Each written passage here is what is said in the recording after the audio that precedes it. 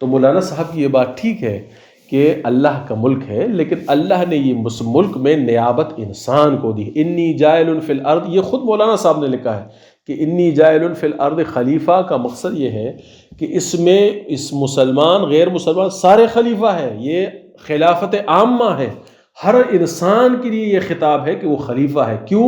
کیونکہ وہ اختیار استعمال کرے گا اللہ کا، جو اللہ کا اختیار ہے زمین پر وہ اس نے انسان کو دے دیا۔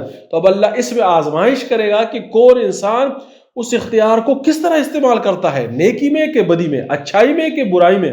لیکن اس کا مطلب یہ نہیں نکلتا کہ چونکہ اللہ نے انسان کو خلافت دے دی، اب انسان زبردستی جو ہے وہ لوگوں کو اس حکومت اس سے چھین لے اور باقی ساری چیزیں جو ہے وہ اس کے پیچھے۔